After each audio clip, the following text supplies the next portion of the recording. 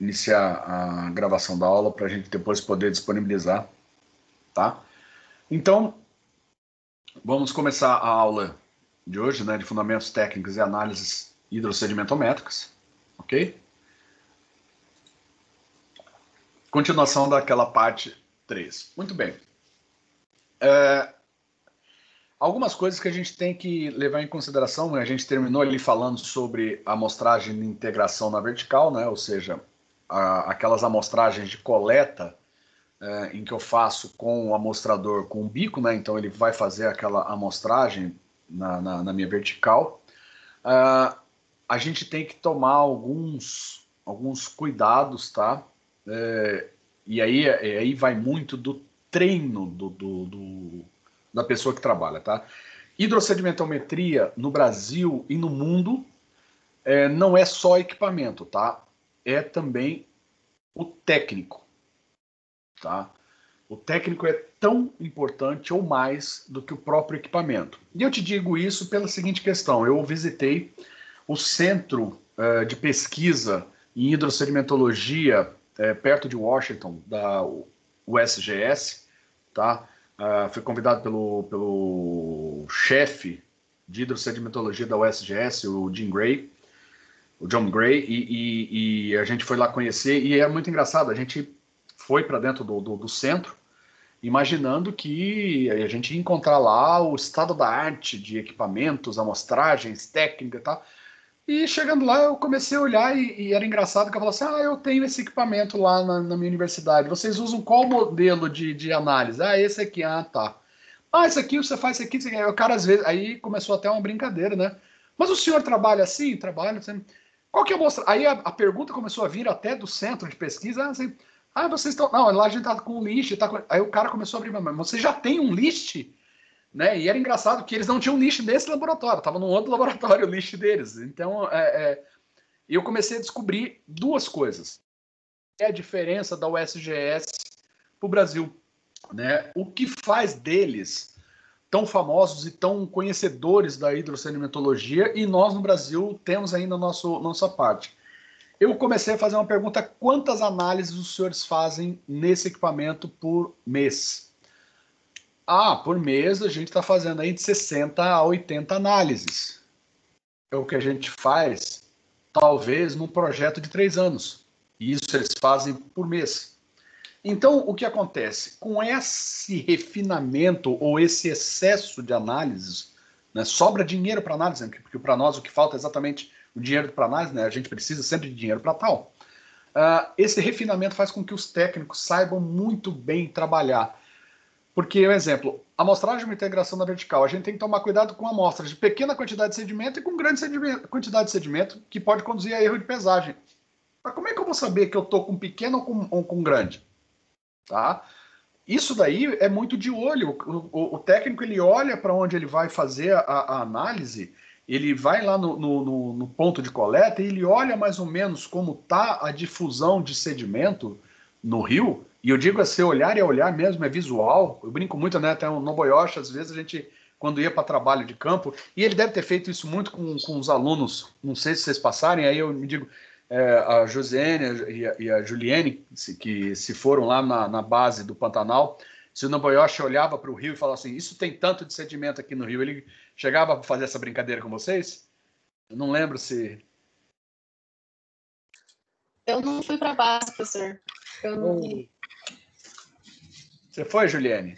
Eu fui, mas não lembro especificamente disso. Não, professor. Se aconteceu, eu não lembro.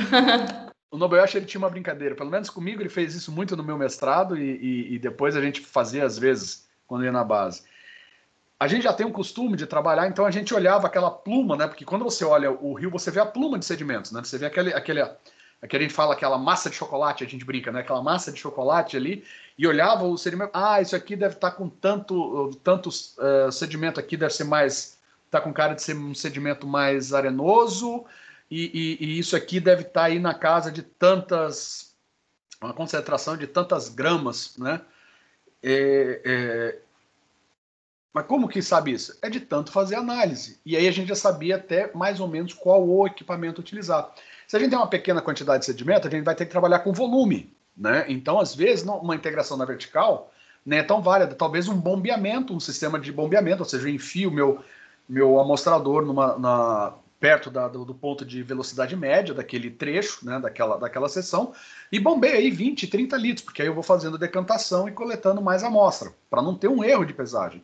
E quando eu tenho uma grande amostra de sedimento, eu tenho que refinar muito o uso do meu amostrador, seja ele de saco ou de garrafa, e refinar e calcular muito bem a velocidade de trânsito para eu não pegar uma amostra em quantidade excessiva ou encher a minha garrafa com muita velocidade ou a minha saca com muita velocidade que me conduza a um erro de amostragem. Então a gente tem que tomar esse cuidado, tá? E aí a gente tem mais ou menos essa brincadeira, ó, a concentração esperada ou partes por milhão, miligramas, litro ou gramas por metro cúbico. Se ela for maior que 100, eu vou ter uma amostra composta de 1 litro. Ou seja, imagine, uma amostra composta de 1 litro indica que se eu for pegar 10 sessões, eu vou pegar 10 amostras de 100 ml. Tá? Então isso daí é uma coisa que a gente tem que tomar. Mas isso aí é o quê? Concentração esperada. Como é que eu sei a concentração esperada? Turma, isso vai com o tempo. Não tem outra mágica. É o tempo de trabalho, é o tempo de dedicação à coleta de sedimento. Tanto que os grupos, a gente diz muito, normalmente, tá? A gente não tem uma exemplo. Vou fazer um exemplo bem chulo, tá? E bem simples.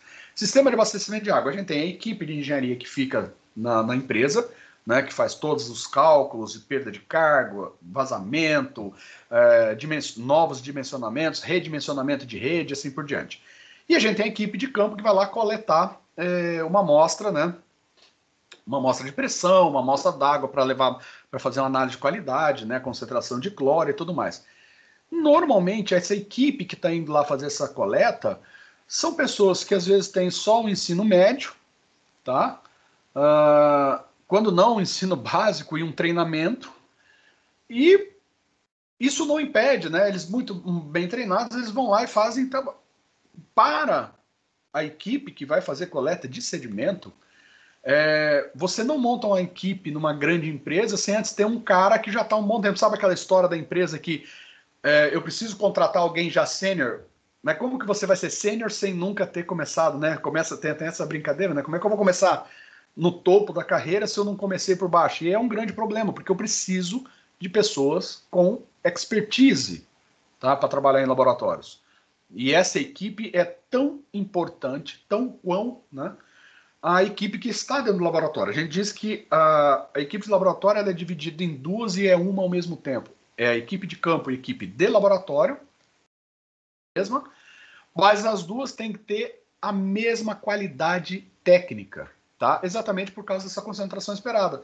Se eu tenho, no máximo, uma concentração de 100 ppm, eu vou trabalhar com litro. Se for menor que 20, eu vou trabalhar com 10 litros. Ou seja, a pessoa tem que olhar para o rio e ter uma ideia aproximada de quanto que é, tá?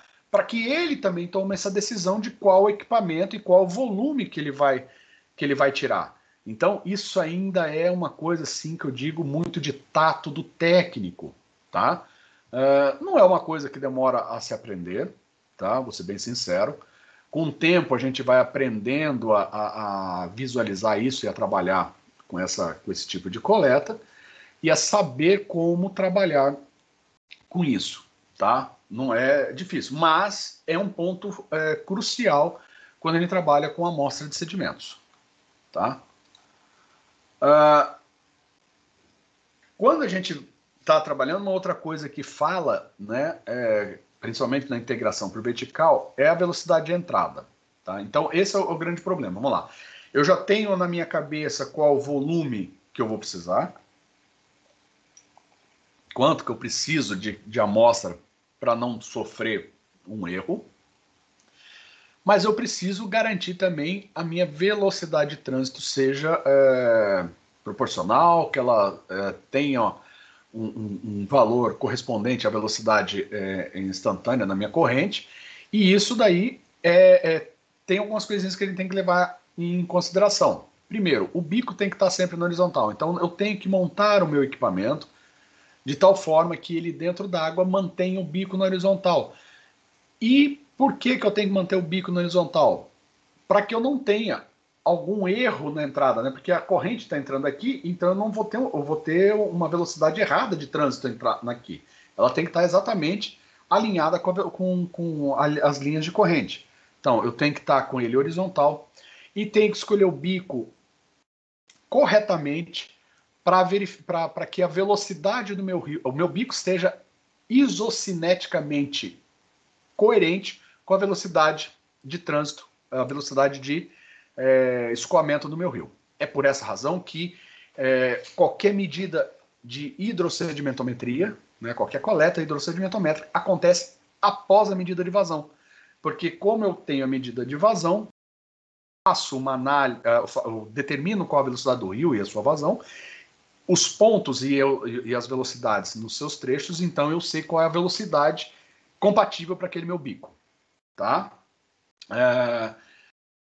A outra questão é que na velocidade de trânsito, tá? Esse meu percurso tem que ser proporcional à velocidade média. Tá? Por quê? Na hora que eu vou descer, eu não posso descer nem muito rápido. Se eu descer muito rápido, eu faço isso aqui com o meu bico, né? O meu amostrador que está nessa posição. Na hora que eu desço muito rápido, ele pode, se eu soltar o cabo com muita velocidade, ele pode ter um deslocamento aqui no seu centro de massa e o bico ficar. Da mesma forma que se eu puxar muito rápido, ele também vai fazer isso, tá? Como ele é articulado aqui para que as aletas traseiras dele, né, que são hidrodinâmicas, são asas hidrodinâmicas, mantenham ele na horizontal, qualquer movimento muito brusco faz com que eu tenha mudanças no meu bico. Então, essa velocidade de trânsito também tem que ser tomada com muito cuidado. Então, essa proporcionalidade de relações estão aqui. Tá? Por exemplo, o bico de 1/8, eu tenho que minha velocidade de trânsito é 20% da velocidade média. Tá? Bicos de 3/16 ou de 1/4, minha velocidade de trânsito é de 0,4 ou 40% da velocidade média. Tá? Então, a velocidade média do meu fluxo na minha vertical, tá? E a velocidade de trânsito, ela tem que estar nessa proporção. Tá? Então, eu tenho minha velocidade média. Vamos lá, minha velocidade média é de 1 metro por segundo. Então, eu tenho uma velocidade de trânsito de 20 centímetros por segundo. E aí eu tenho o quê? Uma profundidade. Eu tenho uma profundidade, eu faço o cálculo. Uma profundidade de quanto? É 10 metros? Né? Então vamos fazer um cálculo rápido, só para vocês entenderem mais ou menos. Estou falando que a velocidade é 1 metro por segundo, tá? Velocidade média. Então eu vou ter 20 centímetros por segundo, ou 0,2 metros por segundo. Eu tenho 10 metros. Na verdade não são 10 metros, são 20, né? Que é 10 na descida, 10 na subida. Então eu tenho 20 metros. Eu tenho que fazer uma velocidade de 20 centímetros por segundo, ou 0,2 metros. Ou seja, em 100 segundos eu tenho que fazer esse trânsito. Ou seja, eu tenho 50 segundos para descer e 50 segundos para subir. Tá? Entenderam como que é o cálculo da velocidade de trânsito? É claro que o bico né, o bico de 1/8, o bico de 3/16, isso aí a gente tem uma tabela exatamente para as velocidades. Ou seja, até tal velocidade média no meu rio eu uso um bico de 1/8. Ou a concentração, e aí mede tanto a velocidade como a concentração, tem um bico de 1/8, ou um bico de 3/16 ou de 1/4. E é dessa forma que eu calculo a minha velocidade de trânsito. Tá? Não é muito difícil, né? É uma coisa até simples. Né? Mas é uma coisa que às vezes a gente esquece. Tem muita gente que esquece ou faz de qualquer jeito e acaba perdendo essa relação. Tá? Então, para eu determinar minha velocidade de trânsito, eu tenho que saber a profundidade, tá? E a velocidade média, o diâmetro e a capacidade da garrafa. Eu trabalho com essas 4 relações, tá? É claro que eu também preciso saber tudo isso, porque eu calculo essa velocidade de trânsito, aí depois eu vou verificar se com essa velocidade de trânsito a minha garrafa vai encher muito rápido ou muito devagar, qual que é a capacidade da minha garrafa. Minha garrafa é menor do que... Mas eu tenho 10 metros, pô, minha garrafa vai entrar muito rápido, ela vai encher muito rápido. Então eu vou ter que reduzir o tamanho do bico. Então eu trabalho muito com essa jogada, porque cada bico vai me dar, de uma certa forma, um volume de entrada. certo? Se eu tenho uma velocidade e eu tenho um bico, eu tenho uma área, eu calculo a vazão que entra por esse bico naquela velocidade. E eu sei quanto de vazão que está entrando. Eu tenho tanto tempo, eu sei qual que é o volume que passou ali pelo meu bico. Ou seja, não é uma coisa assim tão simples. É claro que a gente pode planilhar, né? E aí fica fácil na hora de eu trabalhar no campo. Hoje em dia, a gente... pô, tem que levar um notebook. Não, hoje em dia a gente tem tablets, até celulares, que eu tenho planilha de Excel. É só deixar minha planilha aqui dentro dele, já arrumadinha. Eu chego lá na hora, eu consigo saber qual que é isso. Manda, Danilo. Professor, então é essa velocidade de trânsito e o diâmetro do bico que me interessa para saber o volume, né? E, na verdade, Danilo, eu preciso... inicialmente, eu preciso da velocidade do rio. O que mais me interessa? Qual a velocidade que eu estou tendo no meu rio? Tá? A velocidade média naquele ponto de amostragem e a profundidade. O bico vai depender... A escolha do bico depende da quantidade de sedimento. E aí eu escolho, de certa forma, primeiramente um bico. Escolhi um bico X, né? Um bico de 1/8, ou um bico de 3/16, ou um bico de 1/4. Eu escolhi um bico. Aí depois que eu calculei a velocidade de trânsito para o bico que eu defini, tá? Eu verifico qual é a capacidade da minha garrafa. Se eu estou usando garrafa, se eu estou usando saca, né? Ou seja, eu tenho vários elementos. Vai encher antes de eu terminar meu trânsito? Porque acontece. Isso muito quando a gente não faz esses cálculos por menor. O que acontece, pessoal, no campo? Faz o cálculo de velocidade de trânsito, deu 100 segundos. Vamos lá, vamos meter pau. Aí o cara vai lá, joga, aí só, putz, a garrafa já veio cheia. Então vamos reduzir. Aí fica fazendo tentativa e erro. Vamos reduzir, reduz um pouco da velocidade de trânsito, aumenta a velocidade de trânsito. Não é assim, tá? Então aí a gente precisa, aí sim, Danilo, depois de você definir qual o bico que você vai utilizar, baseando-se já naquela condição de aproximadamente qual a quantidade de sedimento, né, a concentração de sedimento que aquele rio tem e a quantidade de volume, de amostras que você vai coletar. Então, é um pouco, vamos dizer assim, difícil de fazer. A gente brinca muito já ter isso já pré-anotado, pré-definido em laboratório, tá? E aí, o que é isso? Pré-definir laboratório. Toda vez que eu vou sair para o campo para fazer uma coleta, a gente faz um checklist de equipamento. E faz um checklist também de equações, tá? O que seria isso? Eu já faço um pré-cálculo. Se eu for usar isso, o que eu vou usar? Eu já me preocupo com várias possibilidades. Para que eu chegue no local, não tenho que ficar sentado na beira do rio, calculando sem parar, tá? Para fazer isso. Eu já tenho um pré-cálculo, ou vários pré-cálculos, para na hora que eu chegar, falar, essa opção é isso, essa opção é essa opção... Ou seja, para ficar mais fácil. A gente disse que a gente já tem que fazer o trabalho de escritório. Tá? O trabalho de escritório ele já tem que sair antes de fazer a coleta. Tá?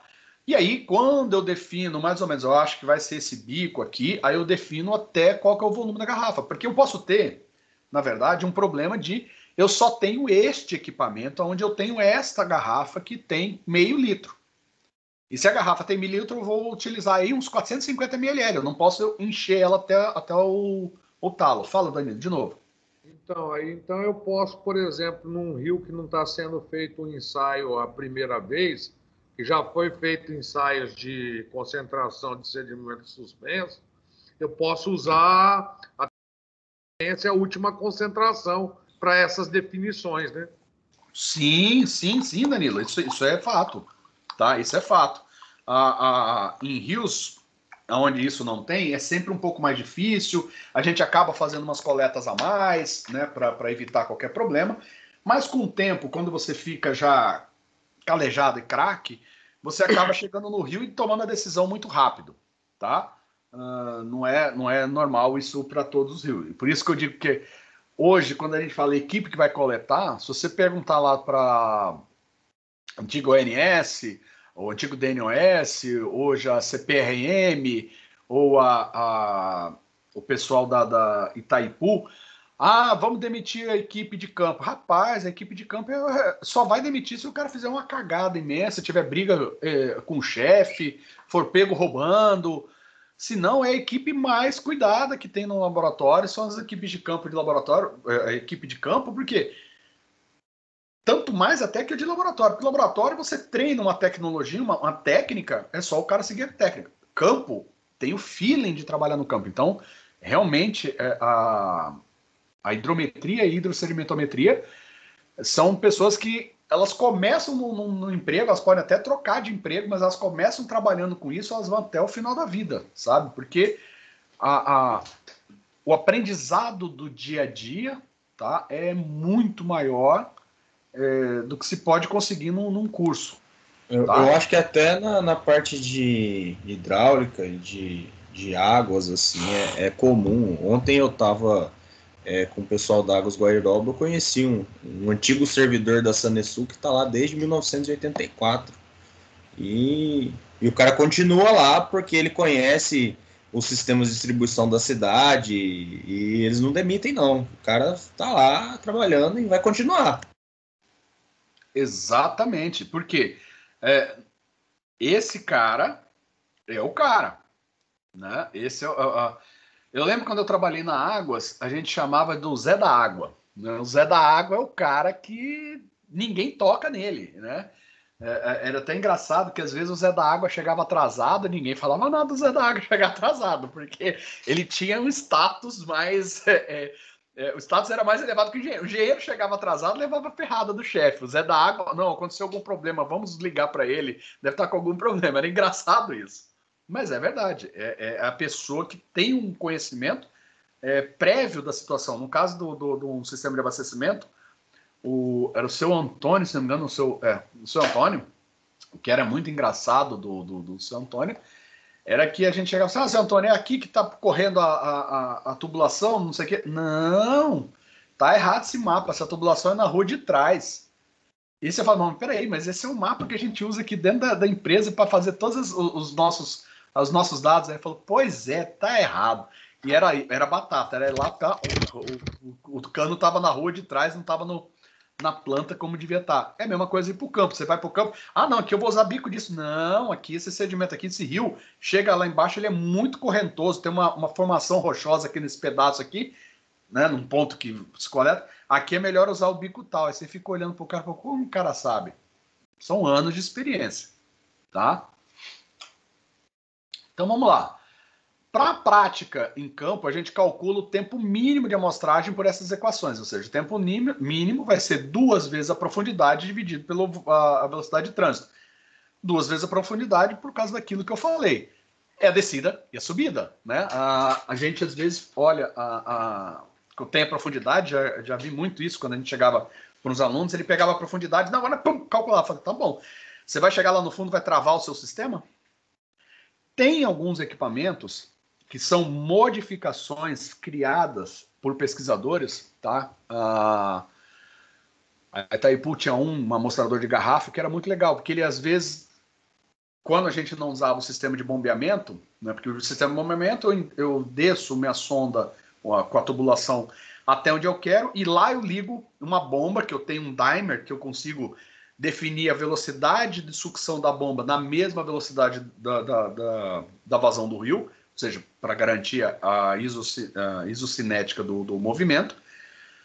Mas o pessoal da Itaipu tinha um sistema muito mais elaborado, que ele descia com um amostrador em que o bico era diferenciado. O bico tinha uma válvula solenoide, em que quando chegava no ponto, ele abria a válvula solenoide e depois fechava a válvula solenoide. E o tempo, ele definia lá num dimerzinho o tempo, e aí, quando ele dava o start, a válvula abria automaticamente, e depois dava o tempo, ela fechava automaticamente. Até para evitar que o técnico esquecesse de fechar a válvula. Tinha um segredo. E funcionava legal, tá? Mas o normal é a gente trabalhar com essa velocidade de trânsito, tá? Que é o descer e subir o equipamento, tá?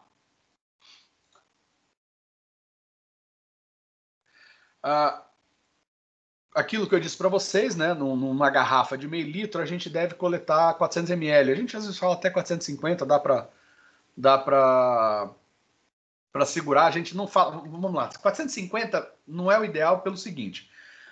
O formato... Deixa eu pegar aqui, esqueci de... formato da garrafa, como a gente quer garantir várias questões, né? A gente fala de sempre garantir a isocinética no movimento. Quando a gente tem uma garrafa, se a gente parar para pensar, né? Desenhando muito feio aqui minha garrafinha, os 400 estão por aqui, tá? Aproximadamente aqui, vamos supor, estaria os 400. Os 450 estão aqui, tá? E aqui é o nosso 500 ml. Essa parte aqui, por ter já o início da curva do gargalo, a gente não tem, por mais que a garrafa esteja aqui na vertical, tá? Então a gente não está na vertical, né? Estaria na horizontal, mas a gente não deseja que fique essa porção aqui, tá? No pescoço, tá? Por essa razão que a gente trabalha com os 400. Em alguns casos, quando não tem jeito, a gente precisa... Eu até chego aí para uns 400 ml, 450, tá? O que não pode ocorrer é 500 ml, tá? Por que não é recomendado os 450? Porque na hora que a gente está chegando, e aí eu vou tentar desenhar aqui a garrafa.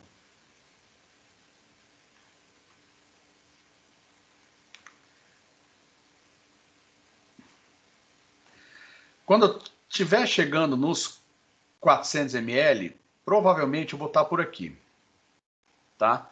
Os 450 ml estariam aqui. O problema é o que? Eu afogo. Vocês percebem que essa parte aqui, eu estou afogando a entrada do meu fluido dentro da garrafa? Tá? Então, esse afogar aqui, eu vou prejudicar o movimento isocinético, ou seja, garantir que o fluxo externo e externo estejam isocinéticos, ou seja, com mesma velocidade, mesma pressão e as linhas de corrente sejam idênticas. É isso que a gente está querendo garantir. Por isso é que a gente põe nos 400 ml, tá? Para evitar que afogue o meu sistema, tá? E aí eu vou fazer o quê? A minha velocidade aqui e aqui eu vou ter uma segunda velocidade, ela vai ser maior aqui e menor aqui, eu vou ter um represamento e um turbilhonamento, que pode causar o quê? No turbilhonamento, que eu vou forçar esse turbilhonamento aqui, tá? Enquanto ele está entrando dentro da garrafa e não está afogado, eu estou conseguindo entrar. A partir do momento que eu afogo e turbilhono, eu posso jogar para fora sedimento já coletado, tá? E aí eu vou ter erros de leitura. Tá? Por essa razão que a gente fala aí de trabalhar com 400 ml em garrafas de 500. Tá? Isso eu garanto, de uma certa forma, o processo isocinético de coleta da minha amostra.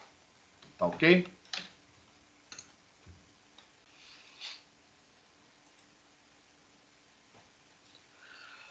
E aí tem uma brincadeira, e se a velocidade de percurso for maior que a velocidade de trânsito, né? Ou seja, eu tiver aquela... eu tenho um cálculo de velocidade de trânsito que é 100 segundos e eu faço em 80, tá? Isso aí vai favorecer não só na descida o bico inclinado para cima e na subida o bico inclinado para baixo. Então, quando eu tenho meu cálculo de velocidade de trânsito é 100 segundos, por que cargas d'água eu tenho que manter os 100 segundos? Exatamente para que as aletas hidrodinâmicas do meu amostrador trabalhem, né, para o que elas foram dimensionadas, juntamente com a velocidade do meu rio, porque a velocidade de trânsito está calculada na velocidade média, forçando o meu equipamento a se manter na horizontal. Se eu ponho uma velocidade de trânsito superior ao que eu calculei, uma velocidade no meu percurso for superior à velocidade de trânsito que eu calculei, eu vou desestabilizar essa minha aleta e forçar o bico para cima na descida e o bico para baixo na subida. E aí a minha amostra deixa de ser isocinética, tá? Porque deixa de coletar e de garantir que os fluxos e as linhas de corrente respeitem, né? Ou sejam igualitárias fora e dentro do amostrador. Professor, Hum. nesse caso aí as amostras não vão ser representativas, mas e no caso do volume? Uma pessoa não tão experiente coletar mais do que foi determinado, assim, pela aquela intuição. Também não é representativa. Esse é o grande problema. Eu lembro muito bem que era no começo, quando a gente começou a trabalhar muito aqui no estado, com coleta de sedimentos, que o Noboyoshi começou a forçar a gente. Quem começou com as coletas de sedimento e os trabalhos de coleta de sedimento no estado, junto com o técnico Agrimal, né? O Agrimal era o nosso técnico do laboratório lá da universidade, que já tinha uma tarimba muito grande por ser hidrometrista do antigo DNOS, então ele sabia muito bem como fazer muitas das coisas. Foram o professor Armando, que também é professor aí na universidade, né, dá aula no tecnólogo de saneamento, e o professor, não é professor, ele está no outro, que era o professor, a gente pode chamar o professor, que ele também não é o professor Amon, tá? Na época, nós três fazíamos mestrado. Muito bem. Nós que começamos a trabalhar com isso. A gente tinha um horror de ir para o campo quando ia trabalhar com coleta de sedimento, porque o começo nosso foi exatamente isso. Vamos lá descer. Então, era engraçado assim, um técnico experiente fazia a coleta de sedimento em 1 hora. A gente fazia em 3, 4. Já cansamos de fazer coleta de sedimento de noite com lanterna. Tá? Por quê? A gente errava as velocidades de trânsito. Ou a garrafa vinha vazia ou a garrafa vinha cheia. Isso daí deixava a gente possesso, porque o que a gente tá... E aí foi que ele foi amadurecendo e foi exatamente calculando isso. Pegou a mais? Joga. Pegou a menos do que a gente tinha calculado? Joga fora e faz de novo. Infelizmente, Eugênio, é o grande BO, o grande problema para as coletas de amostra de sedimento, tá? É exatamente o mais ou menos, tá? Não é tão fácil assim. E quando você ali fala que a garrafa mais comum é de 500 ml, naquela tabela de volume, eu divido o valor pela seção em cada vertical, que, por exemplo, tem lá volume precisa de uma grande quantidade de volume, eu vou ter que fazer várias vezes. Várias verticais. Vamos supor, se na hora que você olha a concentração, você precisa de 1 litro, aí você fala, bem, então eu vou precisar coletar 100, vamos supor, eu tenho 4 sessões muito bem representadas, eu coleto uma quantidade X em cada sessão para que a composta seja 1 litro, tá? Se a concentração é alta. Se a concentração é baixa, eu vou ter que fazer mais verticais, tá? Para coletar aquela amostra e chegar lá a 10 litros, né? Que era um caso lá com uma concentração bem baixa. Eu divido isso pela quantidade de garrafas que eu vou utilizar, ou quantidade de amostras que eu vou tirar. Né? Vamos supor, 10 descidas vão me dar 4 litros, né? Porque eu tenho 400 ml por garrafa, no máximo, 10 descidas me dão 4 litros. Eu posso fazer mais de uma vez na mesma sessão? Posso. Tá? Eu posso até fazer, eu não vou ficar dividindo mais, eu tenho 5 sessões e eu tenho que precisar de 10 litros. Tudo bem, eu vou descer 3 vezes na mesma sessão, 3 vezes na outra. Eu só tenho que dividir essas vezes iguais para todo mundo. Tá? É isso. Para conseguir a composta. O que é composta? A composta pega a garrafa, a gente tem um outro garrafão maior, pega uma garrafinha daquela, joga no garrafão. Pega uma garrafinha, joga no garrafão. Eu estou fazendo uma composta. Isso daí representa o rio como inteiro. Cada garrafinha vai estar representando a seção, que tem uma concentração diferente, ou uma vazão de sedimento diferente. Ou seja, na seção 1 eu vou ter 30 toneladas, 30 quilos por segundo, vamos dizer, de vazão de sedimento. Na seção 3, eu tenho 50 quilos por segundo. Na seção 7, eu tenho 1 quilo por segundo. Mas o todo dá 12 quilos por segundo, entendeu? Essa é a média, porque a gente vai trabalhar com a média, é com ela que a gente vai definir quantas toneladas dia está passando, né, naquela seção, então a gente vai trabalhar com a média. Consegui explicar, José? Sim, entendi. Beleza. Obrigada. E se a minha velocidade de percurso for menor que a velocidade de trânsito, esse movimento nas profundidades faz com que a garrafa fique cheia durante o percurso. Ou seja, a troca da mistura com a água do rio. Vamos ter que repetir. Ou seja, são os dois problemas. Se a minha velocidade de trânsito, eu tenho aí uns 5% de tempo a mais ou a menos que eu posso falhar na minha velocidade, mas eu tenho que tomar cuidado, eu não posso passar muito disso, tá? Se eu tiver passar muito essa questão, ferrou, tá? Se passar isso aí, ferrou. Por que ferrou? Ferrou porque eu vou ter que refazer de novo essa sessão, tá? E aquilo que eu te falei, em vez de eu fazer isso em 2 horas, eu vou fazer em 10. Às vezes eu vou passar o dia inteiro fazendo. Eu lembro que no começo, a primeira sessão que eu e o Armando fizemos, meu Deus do céu, parecia que a gente ia até ter um filho, porque a gente estava lá 4 horas. De 20 descidas, a gente conseguiu coletar 4 de boa qualidade. Nossa, a gente queria morrer, porque a gente não estava sabendo fazer direito. É claro, porque a gente nunca tinha feito, né? A gente estava começando a trabalhar no assunto. No final, a gente já sabia fazer com o pé nas costas. Aí também a gente já passou, né? Já fiz coleta de tudo quanto é jeito. E aí entra, entre outras coisas, até uma brincadeira que a gente faz, até navegar no escuro, seguindo apenas o GPS, a gente já teve que fazer. Né? No Rio Correntes, um rio, né, razoavelmente leve, né, sem muito perigo. Né? Quem já navegou no Correntes sabe, aquilo ali é tronco, pau e pedra, e eu tive que navegar aquilo no escuro com uma tela de GPS. Mas isso aí com o tempo a gente aprende a fazer isso. E hoje, se você me falar, no começo da sua carreira você faria isso, você fala, não, é louco. Né? Mas depois a gente acaba ficando louco mesmo e fazendo as coisas que não devia. Tá? Mas aí, se encher demais a garrafa, começa a ter o quê? A água entra e expulsa, né? A amostra que já tinha coletado. Aí você pode estar coletando uma fração, ou excesso de sedimento, uma falta de sedimento, e você modifica qual é a concentração que está coletando na tua garrafa. Tá? Então, por essa razão que a gente tem que tomar cuidado com essa velocidade de percurso. Tá? Então, aí a gente tem um exemplo, se a vertical possui 2 metros de profundidade, tem aí uma velocidade no rio de 8 metros por segundo, velocidade média, calcular o tempo mínimo de percurso usando um bico de 1/4. Então, bico de 1/4 é o 0,4 vezes 0,8, eu tenho 0,32 metros por segundo.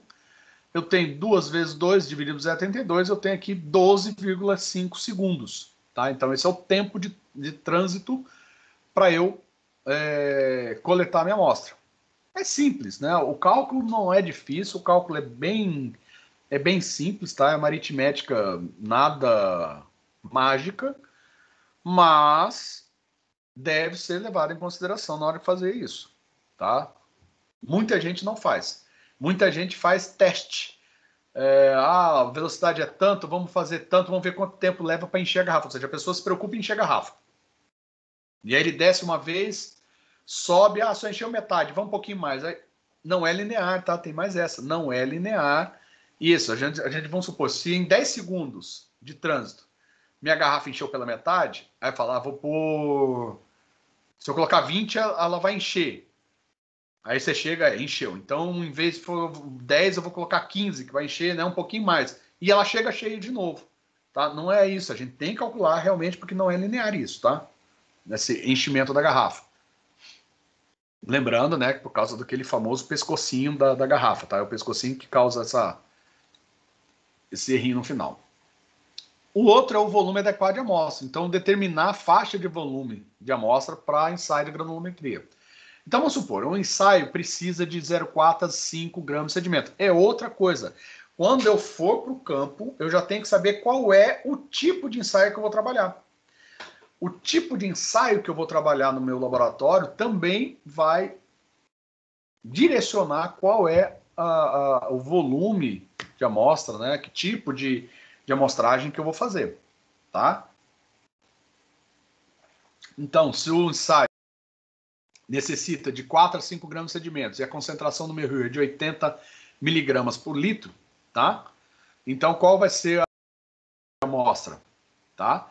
Então, meu volume de amostra, tá? É a concentração, é a massa por volume, tá? Então, tem lá 0,4 vezes 1000 dividido por 80, 5 litros. E o volume, esse é o volume mínimo, esse é o volume máximo. Então, o intervalo que a gente tem da amostra composta vai de 5 a 62,5 litros, tá? Então, você vê que tem uma quantidade, né, bem grande. O que isso quer dizer? Com 5 litros, eu faço uma amostra. Quero fazer uma triplicata? É 15 litros, né? 3 amostras de 5. Eu posso pegar mais? Pode. Então, vamos pegar logo, em vez de 15, vamos pegar logo 20 litros. Tá? Por quê? Eu fico com essa condição. Eu faço uma triplicata, se der algum erro, ainda tem um pouco de amostra para fazer outra coisa ou para salvar os meus dados. Então, tudo isso tem que ser levado em consideração. Eu sei que o mínimo é 5, ou seja, para fazer uma amostra, e o máximo é 62,5. Tá? Então, isso aí é como que eu defino o volume que eu preciso. E aí o volume, volta de novo, quantas vezes, eu tendo volume em mão, eu sei quantas vezes eu vou precisar descer o meu equipamento, quantas sessões eu vou precisar descer, quantas amostras eu vou precisar coletar. Entendeu, Josiane? Essa questão das sessões, né? E aí, a brincadeira que a gente fala, intercâmbio de informações entre equipe de campo e laboratório. Se a equipe for a mesma, tudo bem, mas se elas forem diferentes, isto é primordial. A equipe de campo e a equipe de laboratório, elas têm que ser amigas, têm que ser parceiras, têm que trabalhar em uníssono, tá? No mesmo som, numa mesma vibração, vamos por assim dizer. Por quê? Quanto melhor eles trabalharem, maior é a precisão dos resultados, tá? Porque se o laboratório não repassa que tipo de amostra e quanto precisa, a turma lá vai achar que é só uma amostra e traz lá 5 litros. Pô, mas eu precisava fazer triplicata. E aí já não vai fazer triplicata. A precisão já não é a mesma. Tá? Porque o papel da triplicata é a gente fazer 3 e fazer a média das 3. Né? Para aí a gente garante mais confiabilidade nos dados. Então, essa conversa dos dois é importante. Professor, mas o que isso tem a ver comigo? Né? Se você for trabalhar com essa técnica de amostragem, você for trabalhar com coleta de sedimento, mesmo que seja no seu mestrado ou doutorado, ou seja, você não vá trabalhar depois disso, você tem que ter essa conversa, porque às vezes você vai ter um colega que vai te ajudar no laboratório, ou um colega que vai coletar, nem sempre é você que vai fazer essa coleta em campo, então essa conversa tem que existir. E caso pós-mestrado e pós-doutorado você se embrenhe a trabalhar numa empresa e você vá para um laboratório, isso é primordial. Você tem que levar isso como um mantra, tá? Manter uma amizade muito grande entre as duas equipes, exatamente para a gente ter sempre precisão de resultado. Isso daí a gente pode também repassar, né, ou adicionar para qualquer outra área da vida, né? A gente não pode brincar. Né? É a mesma coisa, se eu chegar agora e perguntar para o Matheus, Matheus, se a tua equipe não tiver uma conversa franca entre você e a sua equipe que faz a manutenção aí da universidade, você não vai acabar se ferrando porque a equipe ou não faz o que você pediu, ou faz o que não deve, né? Não tem que ter essa conversa, não tem que ser a mesma? O problema no final é financeiro, né? Se a gente não atende rápido, é água que se perde. Tô mandando mensagem agora para um cara fechar um registro lá porque estourou um cano e à tarde eu vou ter que ir lá, entendeu? Então, se eu não tenho contato do cara agora, vai ficar vazando água e assim, um vazamento da universidade custa 20 mil reais fácil. Exatamente, é isso que a gente fala. E aí agora imagine, se eu não faço uma conversa muito bem entre a minha equipe de campo e minha equipe de laboratório, vamos por assim dizer, nesse caso, eu tenho uma brincadeira. Imagine, eu mandei uma equipe para fazer a coleta lá no Rio Coxim, tá?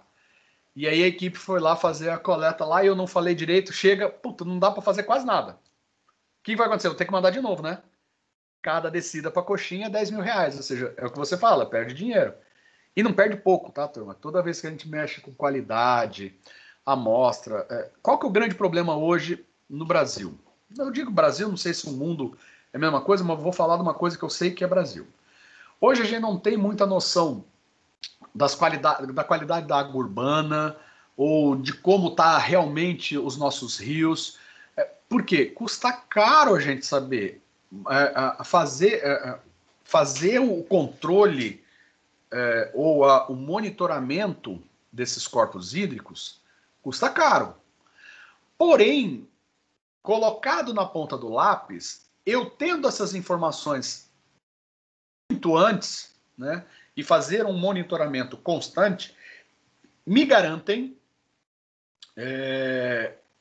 atacar e resolver, propor soluções para determinada área, determinado corpo hídrico, bacia, seja lá o que for, antes que aquilo vire um caos, tá? Porque o caos vai me custar muito mais do que o monitoramento. Mas o brasileiro não consegue, né? Principalmente os gestores públicos, não conseguem visualizar que monitoramento, tá? Fazer um controle muito preciso do que está acontecendo para, num processo rápido e expedito, eu propor uma solução, mesmo que seja um gasto grande o monitoramento, ele tem uma resposta final muito melhor, tá? Vamos lá. Isso daqui, tudo que a gente falou, tá nessa frase. Se não houver critério de amostragem, tá? Será necessário analisar cada amostra de cada garrafa. Vou jogar isso para uma imprecisão. Eu vou forçar a imprecisão, tá? A gente tem vários métodos para definir número e locação de verticais, tá? E aí a gente tem os famosos métodos de incremento de volume e incremento de largura, tá?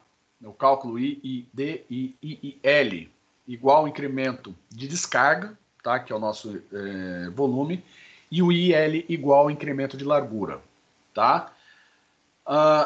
E isso aí vai permitir a junção de várias amostras, tendo uma análise única no laboratório, tá? Então, resultado confiável de descarga sólida depende de uma boa amostragem.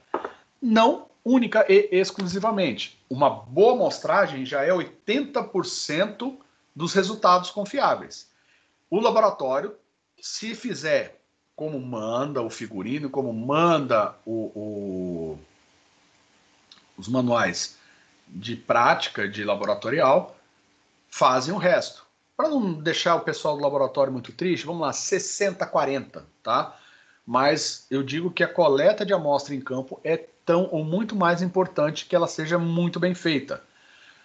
Mas se o laboratório, o cara não seguir as regras, os regulamentos, é claro que também a gente vai ter um erro de imprecisão, tá? Então, igual ao incremento de largura, eu vou definir os pontos de coleta. Eu tenho aqui, tá, distâncias entre as minhas coletas, ok? Equidistantes, ou seja, são as mesmas distâncias, tá? Ela vai coletar volumes diferentes, tá? Isso tem que, quando a gente usa igual incremento de largura, tá? Volumes diferentes. Então, a gente tem que estar ciente disso. Quando a gente começa a fazer um igual incremento de largura e as pessoas não estão acostumadas com isso, e na primeira vem um filetinho de água, ai, poxa, professor, acho que veio errado. Não veio errado, querido. Tá? Igual incremento de largura, eu vou ter volumes diferentes. Tá? É só isso. Eu vou ter velocidade de trânsito em cada local. A minha velocidade de trânsito é igual para todo mundo. Tá? Mas o volume coletado vai ser diferente por causa da descarga. Tá? Normalmente a gente faz de 10 a 20 verticais, tá? Num determinado rio, tá? Independente da sua largura, tá? É mais ou menos aí entre 10 a 20 verticais. Rios muito curtos aí dos seus 50 metros de largura a 60, a gente vai fazer umas 10 verticais, acima disso a gente já trabalha com uns 20 verticais, tá? Tem uns 250 mais ou menos. E as verticais são igualmente espaçadas. E normalmente casa com as verticais de coleta de vazão. Tá? Ah, professor, mas eu usei uma DCP. Não tem problema. Você usou uma DCP, você vai ter o teu perfil, né? Você vai ter todo o mapa de velocidade, você vai lá e marca onde é a posição e depois você vai com o teu barco, o GPSzinho e para naquela posição para fazer a coleta, tá? Ou seja, o equipamento ou técnica que você vai usar para chegar lá, a gente tem 1 milhão delas, né? Pode ser um cabo de aço esticado, GPS, independente, tá? O igual bico do amostrador, ou seja, o amostrador tem o mesmo bico em todas as coletas, tá? E a velocidade de trânsito é igual, tá? Então ela é igual em todas elas. Você calcula uma velocidade de trânsito baseada na velocidade média do rio, tá? Mas por causa dessa velocidade de trânsito ser igual para todas as coletas, em locais mais rasos eu vou coletar menos, tá? E eu vou ter volumes diferentes. E a redução do volume é a partir do Talveg, ou seja, do Talveg, ou seja, o ponto mais profundo eu vou ter o maior volume, e a partir do que eu vou chegando para as margens eu tenho redução do meu volume, tá?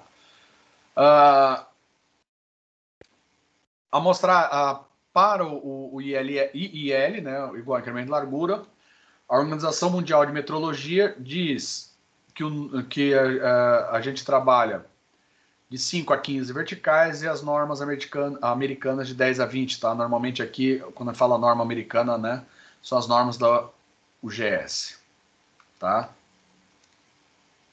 Da United Geological Survey. O SGS, perdão. United States Geological Survey, tá? Falei errado, aqui não é o UGS, é o SGS. United States Geological Survey, tá?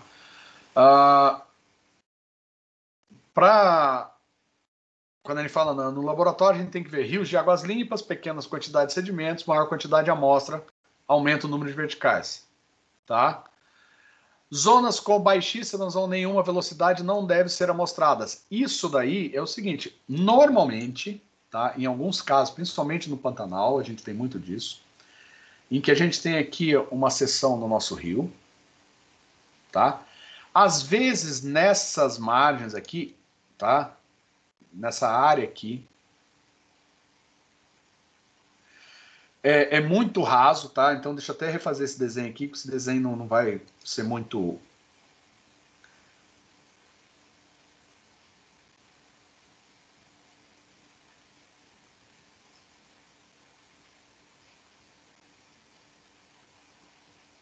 Tá? Então, o que acontece? Num rio, normalmente o Pantanal, a gente tem muito disso, tem uma margem bem pouco íngreme, tá?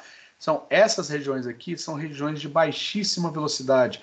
Às vezes a gente tem até aqui uns camalotes ou vegetação nas margens, né, flutuando, que reduz ainda mais essa velocidade. Essa região aqui a gente cancela, a gente não vem fazer coleta aqui, tá? E aí a gente divide as seções nesse trecho onde a gente consegue ter uma velocidade mais constante, tá? Ou uma velocidade maior.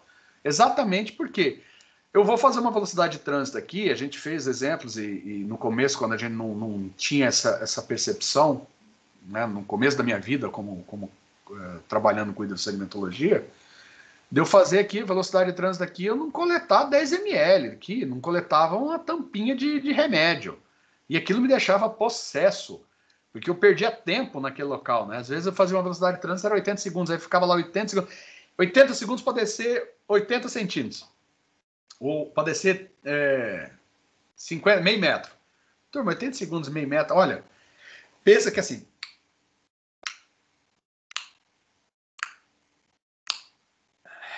Aí você já começa a ficar com raiva, né? Porque você está descendo aquela manivela, você não está chegando nem no meio. Tá? É tudo na mão, né? Manivela. Então, pô, chega uma hora que você cansa. Então, evitem a coleta na borda, tá? Ou locais com baixíssima ou nenhuma velocidade. Tá? Então, os procedimentos são número ímpar de verticais, de 5 a 15, tá? Seguindo as normas da OMS. Ah, professor, o nosso grupo tem mania de seguir as normas da OSGS. Então tá, vai de 10 a 20, nada impede, tá? Faz a medição de vazão, divide a seção por N mais 1 segmentos de igual largura, seleciona qual é a vertical de controle, tá? Quem é a vertical de controle? É aquela onde eu tenho maior produto, profundidade versus velocidade. Ou seja, eu vou pegar todas as minhas seções. Eu tenho aqui uma velocidade e uma profundidade, uma velocidade e uma profundidade, uma velocidade e uma profundidade, tá? V1, V2, V3, P1, P2, P3. Eu vou depois calcular V1 vezes P1, V2 vezes P2 e V3 vezes P3, tá? O que for maior, e nem sempre é esse aqui o maior, de repente eu tenho uma velocidade alta aqui, faz com que esse daqui seja maior, esse aqui passa a ser a minha velocidade, minha vertical de controle. E é nessa vertical de controle que eu vou verificar a velocidade média, tá? E ela que vai ser utilizada para o cálculo da velocidade de trânsito, ok? Calcular o tempo mínimo de amostragem. Com o cronômetro, faz essa tentativa com o tempo mínimo e verifica o volume de amostra. E aí é a primeira amostra. Se você fizer muito bem o cálculo, já vai bater. Caso percebe que precisa de um ajustezinho, você ajusta 1, 2, 3 segundos para cima ou para baixo para que aquilo você consiga, né, uma amostra mínima, tá? No caso que a primeira vertical que a gente faz vai ser sempre na vertical de controle, tá? Que é onde tem o maior produto, né? Velocidade versus profundidade. Então, é lá que eu vou ter o maior volume de amostra. E é até bom porque é lá que eu vou calibrar a minha meu tempo de trânsito. Porque eu faço lá na minha vertical de controle, desço, subo, tá, eu consegui aí uns 400 ml, beleza, tá no máximo, tá de boa. Então, eu sei que para as outras vou ter um pouco menos, não vou ter esse problema. Puta, deu 450, então vou ter que diminuir um pouquinho essa velocidade de trânsito. Puxa, deu uns 300 ml, deu 250 ml menos. Vamos ver o que está acontecendo, se é realmente o cálculo. De repente pode ser o cálculo, beleza. Se não, dá uma ajustada para que você mantenha um bom volume, porque aquele tem que ser o maior volume. Se por um acaso você fez isso na sua vertical de controle e na próxima vertical você mediu e você pegou mais volume que a vertical de controle, você está fazendo alguma coisa, fez errado a vertical de controle, ou você está fazendo errado nos outros. A vertical de controle, para igual a um incremento de largura, tem que ser de maior volume, tá? Uma vez que você chega no volume de amostra, faz os tempos de amostragem proporcional à profundidade, desde que eu mantenha a mesma velocidade de trânsito, tá? Então, faz uma regra de 3 com o uso do tempo da profundidade da vertical de amostra, tá? Mistura essas amostras na seção em um outro recipiente e depois leva para o laboratório o mais rápido possível, ok? Simplesmente isso, nada mais. Procedimentozinho simples, ok? Então aqui é um exemplo para preencher um bico de 3,16. Eu tenho aqui as larguras do meu rio, tá? As abscissas, o número das verticais, as minhas profundidades e as velocidades na vertical, certo? E aqui eu vou definir o meu tempo em segundos, tá? Então o meu controle está aqui, ou seja, a profundidade versus velocidade maior foi aqui, tá? E aí eu tenho tempo 19 segundos e aí eu faço relativo para cada vertical qual é o tempo de trânsito, tá? E faço a minha coleta normalmente. Ok? E aí tá os cálculos, tá? Que foram utilizados para chegar aí. Ok? Fazendo um tempo, determinando o tempo mínimo, né? Vendo lá se a garrafa fica legal, para a gente poder fazer as outras sessões. Um outro exemplo que a gente tem é utilizando esse gráfico aqui, tá? Que é o que a gente chama de limite teórico, tá? E velocidade de trânsito, em que a gente tem a profundidade de amostragem, a velocidade média, o bico, tá?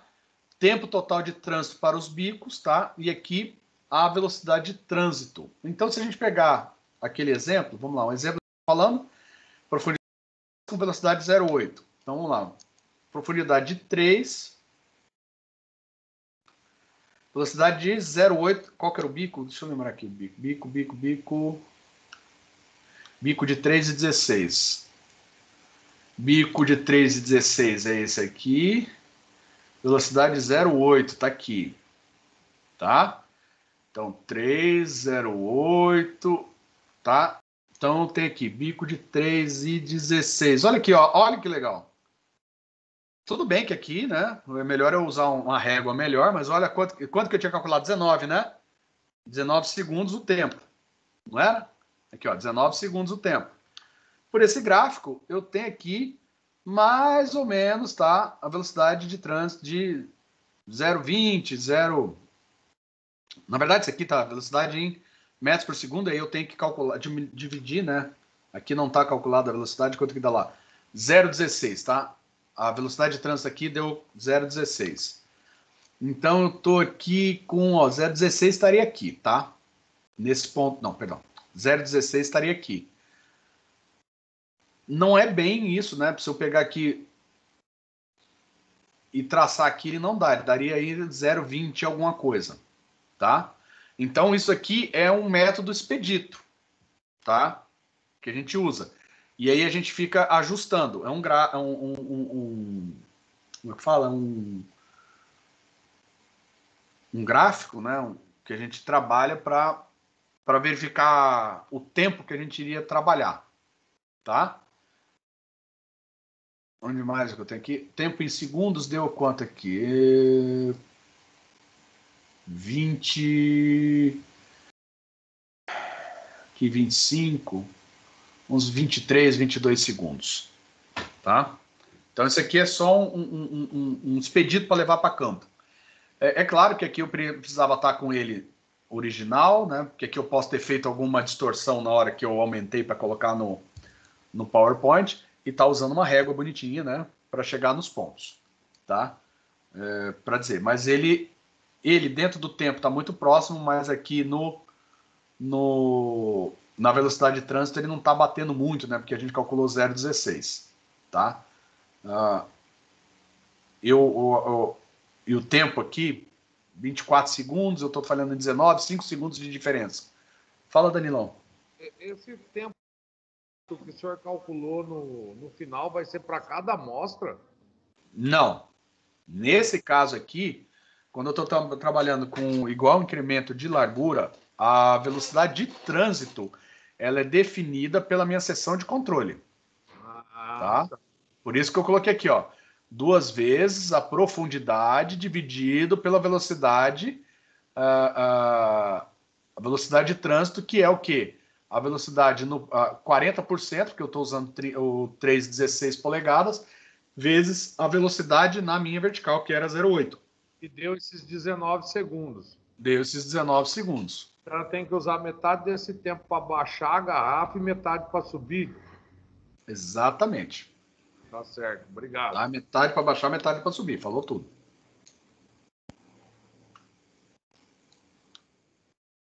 Tá? Aí, ó, o 308 que eu falei lá. Eu desenho na mão, esqueci que eu tinha feito isso, né? Faz tempo que eu não abro o PowerPoint. Tá? Então aqui a gente tem uma velocidade máxima de 0,21 metros por segundo e nós calculou lá 0,19, né? Então, vamos lá, até que não está tão fora, né, do que a gente tinha colocado, né? Era 0,19 ou 0? Não, 0,16, né? Por aqui dá 0,19, 0,21, tá? Então aí a gente tem que ir um tempo de 25 segundos. Então a gente tem que usar aquilo ali como um guia. Mas aí a gente vai para o laboratório e faz a análise. É um guia caso eu não faça os cálculos em campo. Fala, Danilo. Seria uma prova dos 9, tipo, esse ábaco. O ábaco seria mais para você ter se o que você calculou está dentro do padrão. Porque, vamos lá, a gente está... Aquilo ali foi feito uma análise estatística para chegar naquele ábaco, né? E vários cálculos. O que a gente realmente faz, a gente faz em campo, conferida no ábaco, se a gente não está muito longe daquilo, tá? Estando perto daquilo, pode trabalhar com os dados. O que vai me dar mais resultado ainda, ou vai me dar uma resposta com muito mais certeza, é após a coleta o que eu coletei. Tá? Ou após feita a coleta, quanto que veio na minha garrafa? Minha garrafa está cheia, minha garrafa está vazia, né? De que modo está minha garrafa? Tá? Isso aí, na verdade, o resultado final, é o quanto eu tenho na minha garrafa. Certo, obrigado. Nada. Vamos lá. Amostragem por igual, incremento de descarga.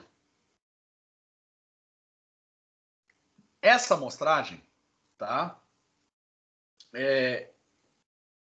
Para muitos, é a melhor, porque aí eu tenho certeza que eu estou fazendo a coleta certa.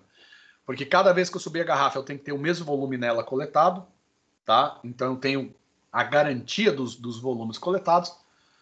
Porém, eu tenho um probleminha, tá? A velocidade de trânsito para cada incremento vai ser diferente, tá? E as verticais ou as larguras também vão ser diferentes. Então tem que tomar cuidado para achar essas verticais e para definir essas verticais, tá? Então isso daí a gente tem que ter esses cuidados.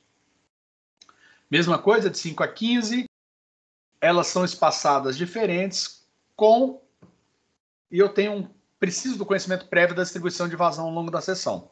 Então, este daqui, eu preciso de um certo tempo entre a coleta da vazão líquida, tá, para poder fazer a amostragem por igual incremento de descarga. Não preciso. O outro, literalmente, eu já divido em 10 a 20 ou de 5 a 15 sessões e só verifico qual que é o local com maior velocidade e vou lá e calculo. Então, muita gente prefere o igual incremento de largura por uma facilidade de utilizar até as sessões que fez a medição de vazão. Mas tem gente que ainda prefere a descarga, só que a descarga, eu fiz a medição de vazão, eu paro, sento, faço meus cálculos e aí eu volto para fazer. Ou seja, eu só vou conseguir definir as sessões em campo, tá? Enquanto a outra eu posso fazer em laboratório, né? Ou seja, no que a gente chama de pré-viagem ou checklist de campo, eu já fazer os cálculos, já definir as coletas, tá?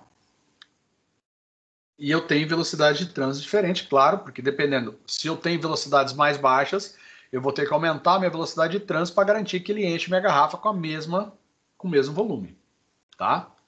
Então, eu vou ter volumes coletados iguais.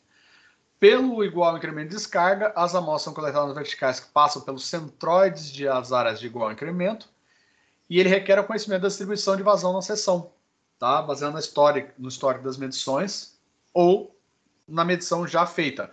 Eu posso usar um histórico de medição? Posso. Se você tiver um histórico de medição grande, o que acontece? Dependendo, vamos lá, se o meu perfil for estável, né, o perfil do meu rio for estável, eu tenho uma área estável e eu tenho várias vazões, as amostras, ou seja, com vários níveis de água, as seções e as velocidades já são pré-conhecidas, tá? São previamente conhecidas de amostras ou de análises anteriores. Muito bem.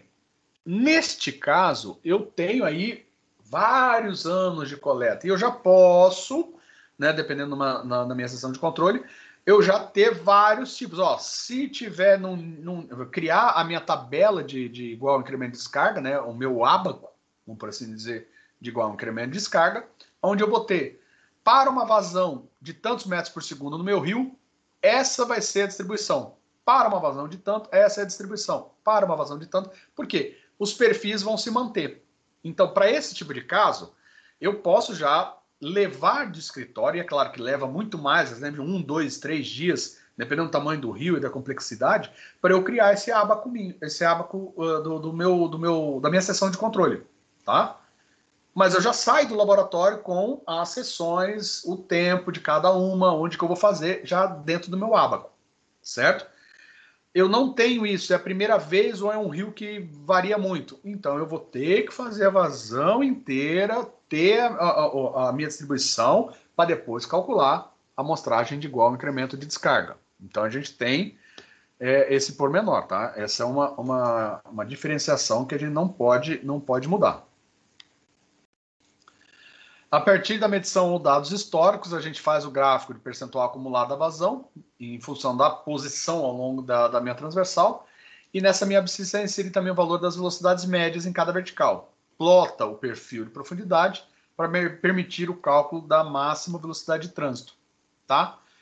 Depois eu defino o número de verticais que são mostrados, tá? Definindo o número de incrementos de vazão e as respectivas posições, e aí a gente posiciona a amostragem no ponto médio do incremento de vazão, tá? Ou seja, uma coleta de 5 subamostras para formar a minha amostra total, uma descarga de 100 metros cúbicos por segundo, a gente vai ter incrementos de 20 metros cúbicos por segundo, ou seja, cada sessão estaria avaliando 20 metros cúbicos por segundo. A primeira subamostra vai ser coletada na posição ao longo da seção transversal, correspondendo a uma vazão acumulada de 10 metros cúbicos por segundo, ou a segunda posição correspondente a uma vazão acumulada de 30, e assim por diante.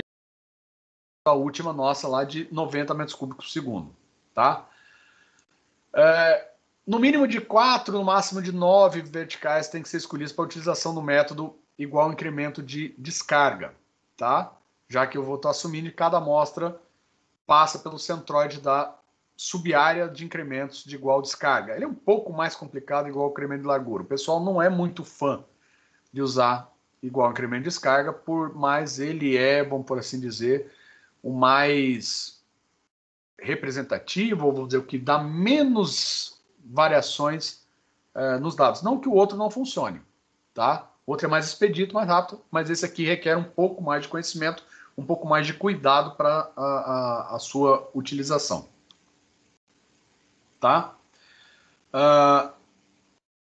Então, por exemplo, aqui a gente tem vazão 1, vazão 2, vazão 3, né, vazão N. Aonde que eu vou fazer a coleta? É no centroide. Então, aqui, ó, é uma área em que essa vazão, a Q1 é igual a Q2, tá? Que é igual a Q3, que é igual a Qn. A amostra vai ser no centroide, ou seja, no meio dessa minha seção é que eu vou descer com o meu aparelho e fazer a medição. No meio dessa seção que eu vou descer com o aparelho e fazer a medição, tá? Essa é o método que a gente usa no IID, tá? E aí a gente tem aqui o gráfico de percentual acumulado de vazão em função da posição ao longo da seção, tá? E as diversas seções. E aqui eu tenho, no mesmo gráfico, a distância, ou seja, a largura do meu rio, a profundidade, desenvolvo ela aqui, e aqui a vazão acumulada, eu vou fazendo a vazão acumulada. Então, a cada incremento de 20% da vazão, eu tenho um ponto, e nesse ponto é que eu vou definir as minhas velocidades de trânsito para cada um deles, tá? A velocidade, tanto subida, descida, podem ser diferentes, mas deve ser constante em cada sentido, tá? Essa questão da velocidade na vertical, tanto na subida quanto na descida, pode ser diferente, mas constante, é uma explicação dada, mas que é muito difícil de ser, como vou dizer, executada, né? Por exemplo, eu tenho 10 metros de profundidade para descer em 100 segundos, e a descida ser mais rápida, eu desço em 40 segundos, e a subida vai ser em 60 segundos, tá? Como é que eu manualmente consigo fazer isso? Tá? Que a gente diz, na descida, né? Para descer, todo santo ajuda, né? Para subir a gente precisa de oração. Então a gente fala que pode ser diferente, porque na descida eu tenho o peso do equipamento, né? E como é descida, é muito mais fácil. Na subida eu já tenho não só o peso, como eu tenho também o volume que está dentro dele, que atrapalha na minha subida. Mas eu não... o que ele diria aí, que a velocidade teria que ser constante, tá? A velocidade da subida, da descida tem que ser constante. Eu prefiro tentar fazer com que a descida e a subida sejam idênticas, tá? Em alguns casos, tem muita gente que já desenvolveu até molinetes ou guinchos fluviométricos com motores onde eu defino a velocidade do meu motor de descida, que é a velocidade de trânsito, e aí ele faz isso automaticamente e evita a interferência humana.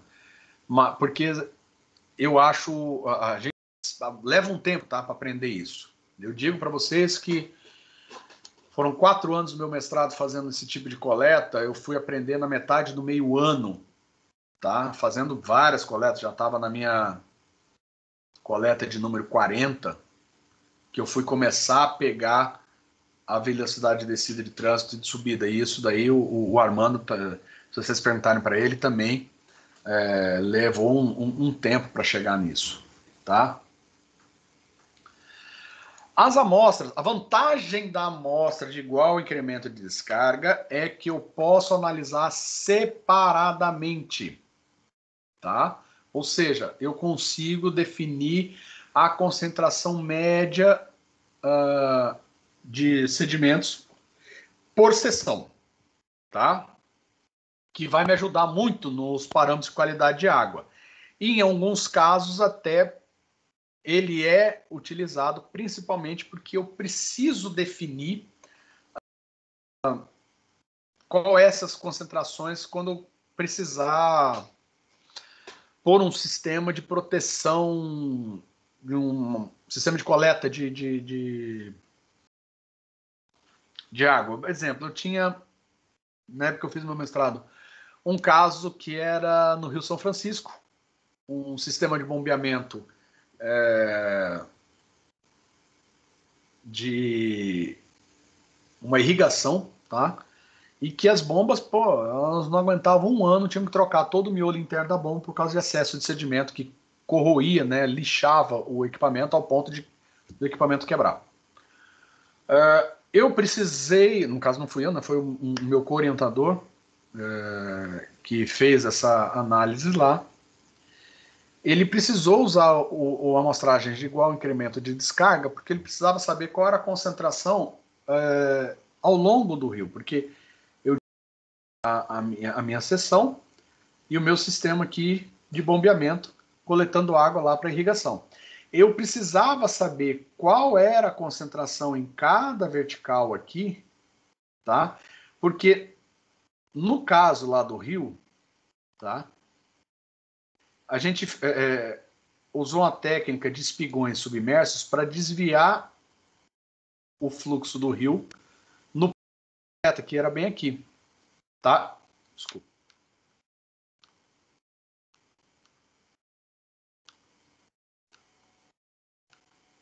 Tá? Que era bem aqui o ponto de coleta, ok?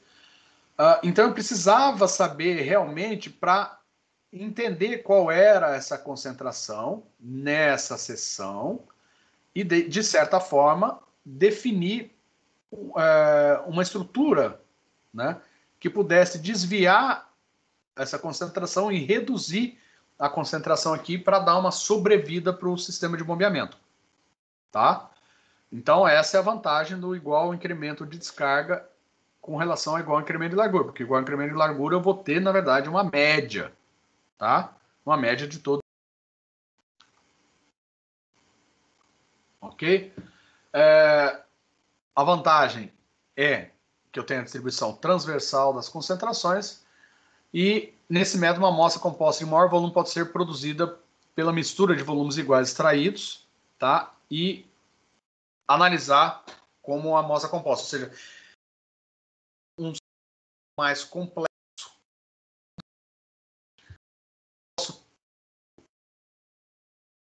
A amostra individualmente, ter uma ideia de concentração individual como uma concentração geral, ou seja, eu trabalho os dois ao mesmo tempo, ou seja, eu posso fazer 2 coletas no mesmo ponto.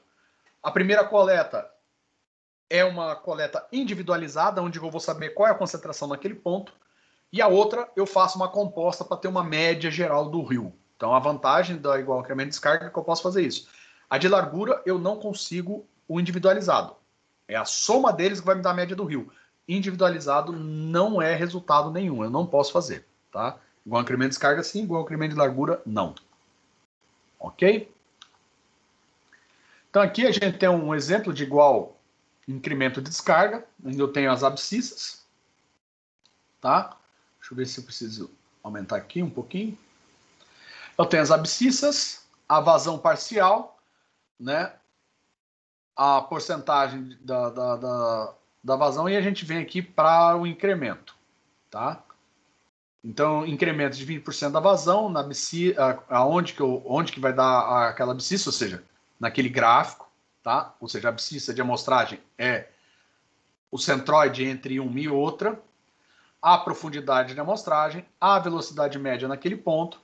Aqui, a velocidade média de trânsito é a mesma que a gente usou lá no outro, tá? O mesmo tipo de cálculo, depende do bico, tá? 0,2 da velocidade média para bico de 1/8 e bicos de 1/4 e 3,16 é 0,8. E aí eu calculo o meu tempo mínimo de descida, tá? Mas cada uma vai ter o seu tempo mínimo, ok?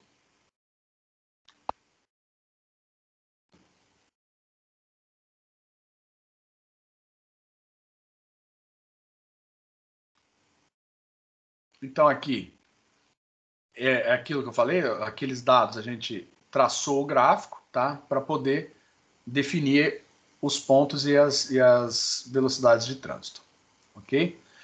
Apesar da gente ter diferença entre igual incremento de largura e de descarga, eles vão ter no final o mesmo resultado de concentração média dos parâmetros de qualidade de água. A diferença é, igual incremento de descarga, eu consigo saber qual a concentração naquela seção. Vamos supor, se eu tenho uma seção que eu tenho uma grande concentração e uma outra seção com uma concentração mais baixa, eu vou colocar a meu coletor de água de um sistema de irrigação onde eu tenho menos concentração. Entenderam? Posso só definir a posição do bico de coleta, né, do tubo de coleta do meu sistema de abastecimento, no sistema de irrigação, sabendo até as concentrações por seção. Já o igual incremento de largura, eu não tenho essa possibilidade. Mas a coleta do igual incremento de largura, a amostragem composta, como a amostragem composta do igual incremento de descarga, também vão dar aos mesmos resultados de concentração média daquele rio, caso eu esteja fazendo uma análise só de transporte de sedimentos, tá? Apenas isso. As vantagens do igual incremento são menor número de verticais, ou seja, acelera um pouco o trabalho, mas eu ganho mais tempo de cálculo. A amostragem durante cheias são mais fáceis devido ao menor número de verticais, ou seja, quando eu tenho uma cheia muito grande no rio, eu posso fazer menos verticais e até garante maior segurança para a equipe, né? A amostra de cada vertical pode ser feita separada, e aí vem aquela questão, se eu sei as concentrações em cada vertical, eu sei qual o melhor ponto para eu colocar a minha tubulação de sucção de um sistema de bombeamento, tá? A distribuição de concentração dos parâmetros na seção pode ser determinadas, podem ser utilizadas diferentes velocidades de trânsito, e quando a medição não é necessária e a seção transversal é estável, leva-se menos tempo para realizar a amostragem. Claro, se eu tenho uma seção estável, aquilo que eu falei para você, já tenho uma seção estável, onde eu já fiz vários cálculos de medição de vazão nela, onde eu consegui, de certa forma, criar um ábaco ou várias tabelas para aquela seção, eu não preciso sequer saber qual é a vazão, porque se ela é estável, eu tenho uma curva-chave, com a altura do meu rio, o nível do meu rio, eu já sei qual que é a vazão, com a vazão eu sei qual é as distâncias do meu igual incremento de descarga, eu vou lá e coleto. Tá? Então ele tem algumas vantagens em cima do igual incremento de largura. Porém, mais tempo de que a gente fala de escritório, mais tempo de hora bunda, né? Que a gente brinca muito, hora bunda na frente do computador ou numa planilha e calcular para eu gerar todos esses dados. Tá? Essa é a vantagem de você trabalhar com a desvantagem de trabalhar com igual incremento de descarga. Tá? Que é isso. Tá?